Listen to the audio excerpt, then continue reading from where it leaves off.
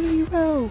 And he's gotta be strong, and he's gotta be fast, and he's gotta make it last. Something like that. I love it, man. So good. We blasted it a couple times. Did we? To wake up. Yeah, that was like our alarm clock. Really? Yeah, I'd wake you up, and then you would go shower, and I would turn it on. You remember? You don't remember that? Man, you on the stereo in the living room? No, I put it in my room and I just put it on blast. Oh. Probably potentially you couldn't hear it. I'm pretty deaf, man. Have you seen the size of speakers that I just don't think you listen to me, man. If you put them on the computer speakers, I won't hear it. Well, guys, bottom left corner. I can use earbuds. From Team Acer, currently up 2-0. It's going to be Paranoid. Your red Zerg. Very far, top right corner. From NSHOseo, it's going to be light pink. Representing Valentine's Day, it's Brave. Actually, both these colors are it's actually kind of cool, man. They planned that, man. They essentially just gave us a Valentine's card. Or like, they're going to be broadcasting us on Valentine's Day. We should make this happen. Yeah. They love us, man. They need a little blue, though. Blue? Yeah. On Valentine's Day? Well, blue and red make purple. You are less color coordinated than I am. Blue and red make purple, Tim. Purple's my choice of Valentine's Day attire. Yeah, maybe. I didn't think about it like that. All the guys out there who look bad in red are agreeing with me right now. I don't really think guys care so much about... I don't care about, like, colors at all. I don't know, man. I think you're the only person that worries about it. And really rich celebrities, like the ones on Mad Men. Mad Men really care about their clothes. Why is that? I don't know. They're because they're like advertising guys. I hated that show, so I only watched like 8 episodes, and then I gave up on it. But they looked pretty good, man. They were dashing. Dashing. That's right. So going to try and get this hatchery down. We do have a Nexus first from Brave, so no shenanigans will be happening. He just wants to delay it a little bit, and bam, there it goes. Nice job. I'll take that. Yeah. Is the expression that I was seeking yesterday and I found today in the form of that hatchery landing. Paranoid's going to be pretty happy there. Spawning pool is completed. 2 lings on the way. We should see a queen started any second. He's actually going to make 4 Zerglings. And he's actually going to scout Nexus first, followed up by a Forge. Yeah, 4 Zerglings just says that he really wants to grab map control. It's kind of weird. A lot of Acer Zergs actually go for 2 Zerglings.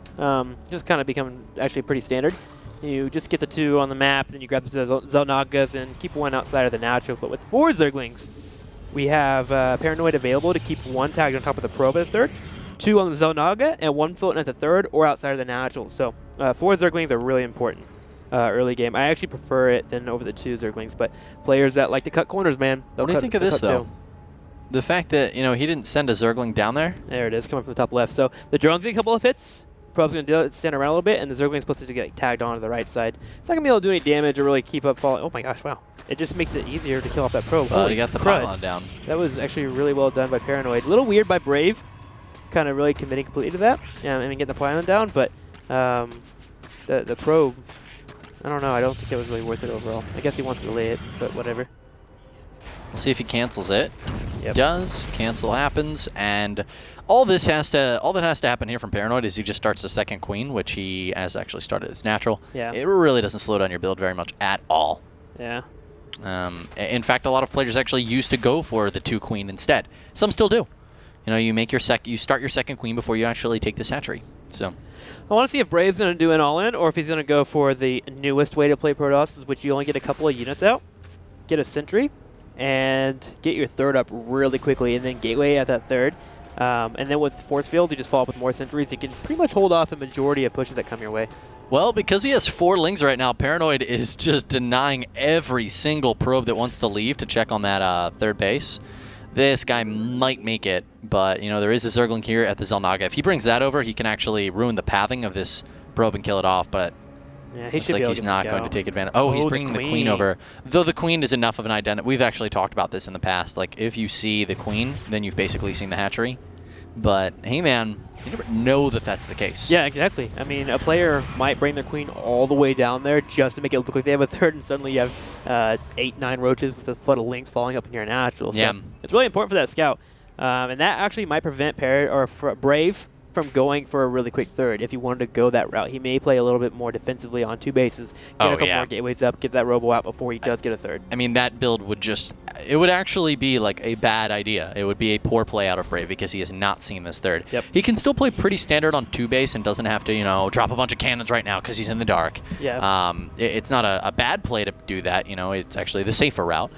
But overall, you know, because he hasn't seen the third, taking a third right now, if he was even against any of the slightest two-base play, he would lose that third or die, or terrible things would ensue for Brave. So he's just going to play pretty standard right now. He's opening up with a super fast Warp Prism here and a couple additional gateways. So this is going to be some sort of, he's got +1 on the way. It's going to be a Sentry Zealotrop, it looks like. And this is going to be so good versus Lings. Paranoid hasn't yet to drop a Roach Warren, even though we're at 7:30. And I don't know if he intends to drop one at all, Tim. I like the play from Brave, though. I want to talk about that real quick. But yeah, it's kind of weird we don't have a lair quite yet up for Paranoid. The opening here with this aggression that's been put on allows him to do two things. One, he's able to get the scout on that he needed earlier. And two, if his opponent's too greedy, he's allowed to get some aggression on him and potentially kill off a few drones. So I like the opening up instead of going for an observer and playing really smart. Putting a little bit of aggression on your opponent really just it really nullifies that scout that was denied. Still no lair. Wow, that Warp Prism actually did turn at the last second. Paranoid not spotting it. As you pointed out, he had not started lair. It only just now started. But Roach Warren also starting at about, take a look at this, 33 seconds. He started that at 8:10, Tim. Really greedy. And now these Zealots are going to come in with +1 with sentries in the Warp Prism. This could be very dangerous for Paranoid. Yeah, controls are really important. Can he land the force field in the mineral line that are oh so important here? He does land one. And is he going to land the other one or not? He has not decided to do so yet. The drones have pulled away. Can he land the force field to keep it back? No, he cannot. Actually, the Lings actually made the sentry pull back and keep it alive, so he couldn't land the force field to try and prevent those drones from getting away. But still, getting a hefty amount of damage done here. This hatchery is in trouble. Lings are on the way. Will he be able to kill it off? It's going to be really, really close. He's leaving the Zealots. He kind of has to. He can't lift them up. No, he's letting him fight. He's letting him fight. No. He's not target firing the hatchery, actually. And I mean, I don't think this is a bad call, to be honest. You know, a lot of people, you'd be like, oh my god, he could have killed the hatchery, but look how many Zerglings he killed. It's ridiculous how many Zerglings he killed. You see the little drop at the top left to get a couple more DPS in with the Stalker? No. It was really cool. He dropped in the top left above those Lings, and they actually pulled the Zealots off the Lings, or the Lings off the Zealots. Yeah. So he got a couple more shots on and then picked it up again. Just a little bit more damage that was done with the Zealots. But yeah, I think I agree with you, actually. Killing off those many Lings is kind of worth it, and you can always come back and snipe that third later. Yeah, 44 units killed in that engagement. Take a look at the work count, 11 done by Brave. Though, I don't know, man. A lot of times we say the goal of a +1 4-gate is to kill the third. I mean, that's often your objective with that, and he could have had it.